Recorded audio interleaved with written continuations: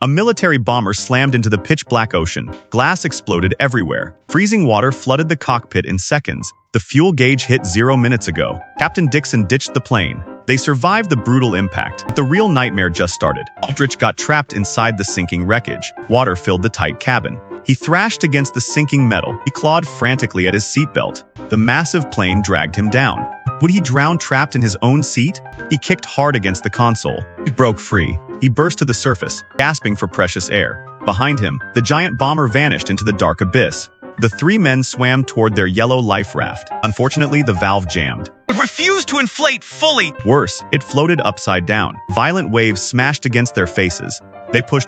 The raft didn't budge. It was incredibly heavy. Dixon barked a desperate order. "Drop the weapons! Drop everything!" They dove back under the freezing waves. They fumbled blindly with their thick belts. They unbuckled their gun holsters, tossed their heavy ammo into the deep. Every second underwater drained their fading energy. Salt water burned their eyes. Suddenly, a disaster struck. Aldrich's flashlight slipped from his wet grip. It sank straight down into the endless black ocean. A faint beam faded into the dark depths. Their only light source was gone forever. They were completely blind in the Pacific. They resurfaced, coughing up salt water. To their surprise, shedding the heavy gear worked. They grabbed the raft's slippery ropes, positioned themselves on one side. 1, 2, 3, heave.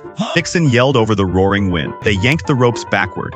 The yellow rubber flipped upright. It splashed hard onto the waves. Dixon climbed in first. He reached over the side. He dragged Aldrich and Pastula over the edge. They collapsed into the tiny, deflated space. They tangled their legs just to fit inside. They survived the deadly crash. They beat the sinking plane, but they sat in pitch darkness. They had no light. They had no food. They had no water.